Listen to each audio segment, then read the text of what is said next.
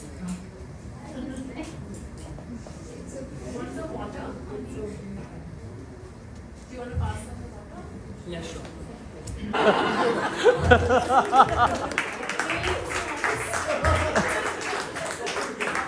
How sweet. Okay. Gita Govind में hostel में रहता था, वहीं पे हम लोग वेट कर रहे थे कि अब आएगी।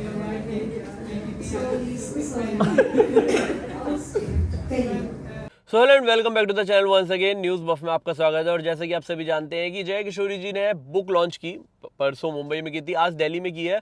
और बुक लॉन्च के बाद ही उन्होंने बुक के बारे में बहुत चीज़ें बताई। लेकिन इसी बीच फैन मूवमेंट हुआ एक 15 मिनट का। फैंस ने अपने सवाल, जो इतने भीड़ों में खड़े रहते हैं, जिन्हें जया किशोरी जी के साथ मिलने का मौका नहीं मिलता, फोटो क्लिक करवाने का मौका नहीं मिलता, आज उन फैंस ने जया किशोरी से सवाल किए हैं। क्या थे वो सवाल और क्या दिए जया किशोरी जी ने उनके जवाब, आइए दिखाते हैं आपको। मेरा ऐसे खास कुछ क्वेश्चन नहीं है, बट बस ये इतना सिंपल सा था कि जैसे आप बताएं कि आप जब स्पिरिचुअल पाथ पे रहें तो आपकी एक बिलीफ होता है और उसके बाद एक होता है कि माइक आप पास एक बिलीफ है आपका, जैसे सीताराम से है और हनुमान जी से है, तो एक अपना कनेक्शन है। उसके बाद कुछ लोग आते हैं जो आपके बिलीफ पे क्वेश्चन मार्क लगा देते हैं कि नहीं, ये सब तो आपके बस थॉट प्रोसेस हैं और बस इमोशंस ही हैं। ठीक है, ओके, ओके, मेरा है।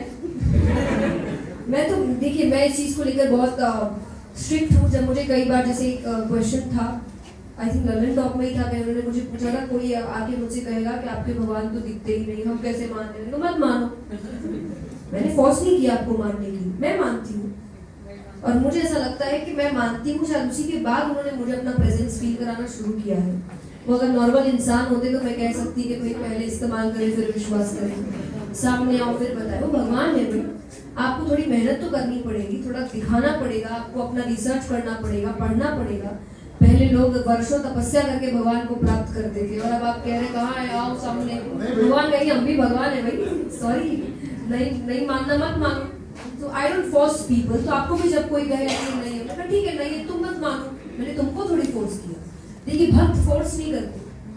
अगर आप सच्चे सत्संगी है ना, आप उनको नीचा नहीं दिखाएंगे जो नहीं मानते। इट्स ओके, नहीं मानते, कोई बात नहीं, क्योंकि इंसान तभी मान सकता है जब वो मानना चाहता है।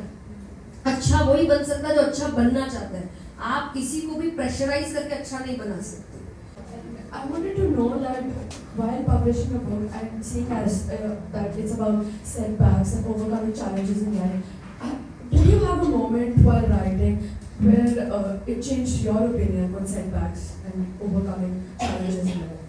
I think I wouldn't say while writing, because जब तक मेरे दिमाग में वो फॉर्मेट सेट नहीं हुआ था कि मुझे लिखना क्या है, तब तक मैं लिख नहीं रही थी।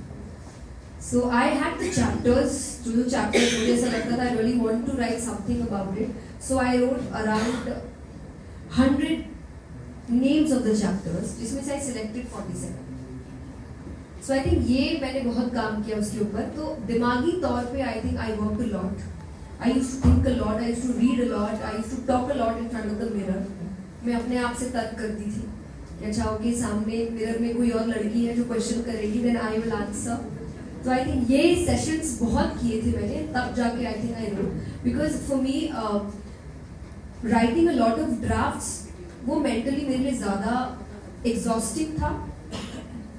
बात करना ज़्यादा इजी था, because that has been my work since 23 years। और मैं एक नई राइटर हूँ, तो I think I did that a lot. और या a lot of things, I think a lot of chapters, I think there is a chapter about love.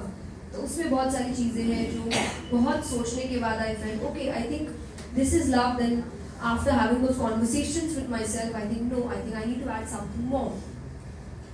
सो उस चीज़ के हिसाब से बहुत से चैप्टर्स होंगे जिसमें मैं कह सकती हूँ, जैसे प्लान्स फेल होना मेरे खुद के हुए, तब जाके मुझे बुद्धि आई कि okay I can write something like this. वरना जब हुए तब तो I was very sad and very upset and I thought क्या हो गया, अब क्या होगा।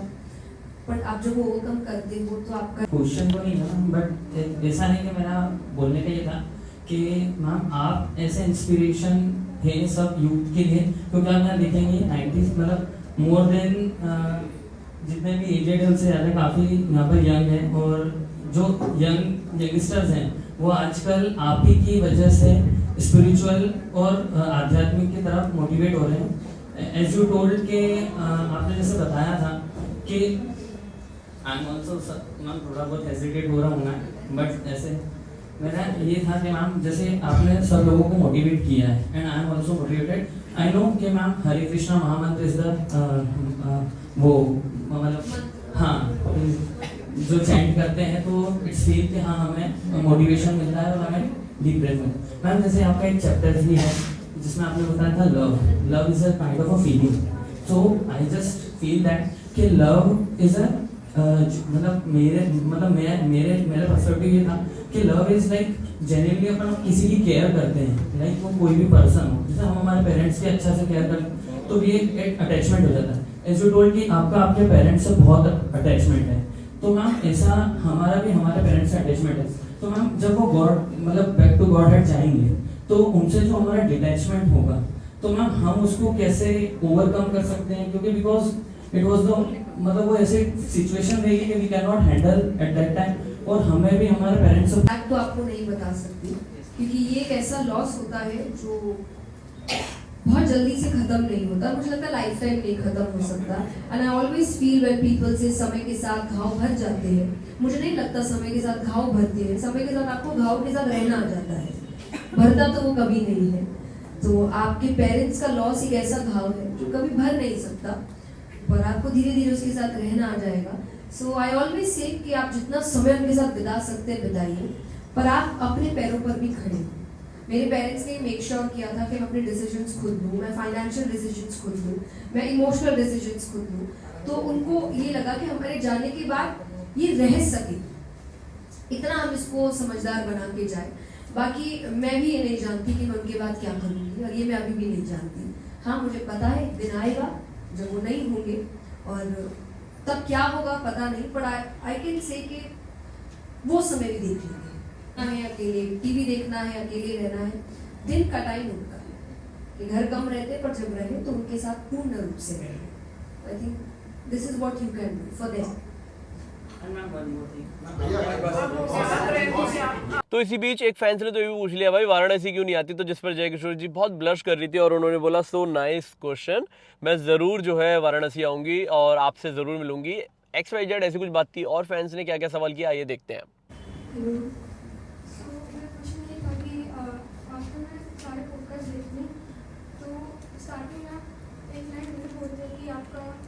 घर में इतना आध्यात्मिक माहौल था, आपको bed time stories Mahabharata Ramayana सुनाई गई थी, तो क्या ये इतना ज़रूरी होना चाहिए घर का माहौल, एक फ्यूचर बच्चे के फ्यूचर के लिए घर का माहौल भी अच्छा होना चाहिए? घर में आपके पहले गुरु होते हैं, घर आपका पहला स्कूल है, और अगर वहाँ का माहौल अच्छा नहीं है तो मुझे नहीं लगता कि आगे जाके हम बहुत कुछ अच्छे से एक्सेप्ट कर पाते हैं। तो आई थिंक पहला माहौल घर का अच्छा होना, जिसे हम कहते हैं चाइल्डहुड ट्रॉमा, ये बड़े होते तक नहीं जाता और ये घर से ही आता है। तो मुझे लगता है शुरुआती आपके घर में होना चाहिए अच्छा माहौल, अच्छी बातें, अच्छा व्यवहार। आपके पेरेंट्स को जो आपको सिखा रहे हैं वो पहले उनको करना पड़ेगा, तभी वो हमें सिखा सकते हैं। अगर वो उसका विपरीत काम कर रहे हैं तो मुझे लगता है बच्चा कुछ नहीं सीखता, क्योंकि बच्चा बोलने से नहीं सीखता, बच्चा देखने से सीखता है। वो पेरेंट्स को जो करता हुआ देखेगा वही वो करेगा। तो parents have to be very careful with that. I always say कई बार बच्चे जब बहुत अग्रेसिव होते हैं, बहुत छोटे बच्चे, तो मैं बच्चे पे दोष नहीं देती क्योंकि मुझे पता है शायद घर में कोई अग्रेसिव है, बच्चा उसी को देख रहा है। अगर बच्चे अपशब्द कह रहा है छोटा बच्चा, तो घर में कोई उसके सामने अपशब्द कह रहा है, वरना इतना सा बच्चा ये सब नहीं सीख सकता।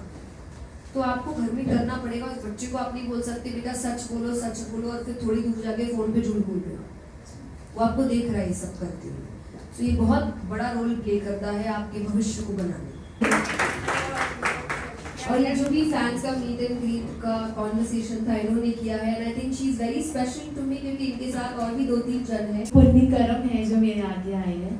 मेरा क्वेश्चन आपसे ये है, आपने सेकेंड चैप्टर में लिखा है कि कुछ चीज़ें होती है जो जाने देना भी ठीक है, लेकिन कभी कभी हम अंदर से इतना हर्ट होते हैं, हम चैंट कर ले, आपको सुन ले, लेकिन वो चीज़ें मन से निकलती नहीं है, कभी ना कभी वो हर मोड़ पे आ जाती है। तो उस चीज़ को हम इट्स ओके कैसे बोल सकते हैं? उसको टाइम दीजिए, क्योंकि हर चीज़ इतनी ईजी नहीं होती। एक चोट है जो अगेंस्ट स्क्रैच है, वो ठीक होने में 10 दिन लगाएगी, और वहीं आप अगर ऑपरेशन से बाहर आए हैं, किसी बड़ी बीमारी से बाहर आए, तो वो और ज़्यादा टाइम लगाती है। और कई बार तो आपको पेन रह जाता है जो लाइफ टाइम अगर आप उसको ठीक ना करें। तो जैसे मान लीजिए मेरी मदर को बहुत पहले एक प्रॉब्लम आई थी जिसकी वजह से उनकी कमर में पेन रह गया। अब अगर वो बहुत ज्यादा बैठ ले तो वो पेन वापस आता है, तो उनको एक्सरसाइज करना पड़ता है, उनको ध्यान रखना पड़ता है। तो ये एक ऐसा पेन है जो घूम के कभी ना कभी आएगा, तो आपको शायद तुरंत वापस वो चीजें करनी पड़ेगी जो आप करते हैं। सो बीच में ठीक हो जाएगा, फिर आप भूल जाएंगे, फिर कुछ इंसिडेंट होगा वो आपको वापस ट्रिगर करता है क्योंकि ऐसा कुछ हुआ था। मेरे साथ भी होता है, इट्स वेरी नॉर्मल, दुनिया में हर व्यक्ति के साथ होता है। जीवन में कुछ ऐसे हादसे हो जाते हैं हमारे साथ जिनको हम जल्दी से भुला नहीं पाते। लेट गो का मतलब ये नहीं होता कि आपको फर्क नहीं पड़ता उस चीज से, पर लेट गो का मतलब आप उसको अपने जीवन का हिस्सा नहीं बनाते। मैम आप मानोगे नहीं, 26 नवंबर 2003 में जब ललन टॉप के शो पे आप आए थे, मेरी उस टाइम भी आपसे कन्वर्सेशन हुई है। उस टाइम शायद मेरा क्वेश्चन आपसे सबसे पहला था। क्वेश्चन करने के लिए तो मैं आपसे उस दिन आई नहीं थी, सिर्फ मैं चाहती थी कि मैं थोड़ी सी कोई भी बात आपसे मैं कर सकूँ। जब आपके 1.7 या 8 मिलियन फॉलोअर्स थे, मैं जब से आपको फॉलो कर रही हूँ, पर एक चीज़ मतलब मैं तो उस दिन भी आपसे मतलब बहुत ज़्यादा अटैच, उस दिन आपसे एकदम इतना बहुत वो डिस्टेंस थोड़ा ज़्यादा था। आज डिस्टेंस हमारे बहुत thanks to penguin and Kunju. Thank you so much penguin. मैं क्वेश्चन तो क्या ही पूछूँ ना, क्वेश्चन मेरे लिए है नहीं। आप पीछे देखो।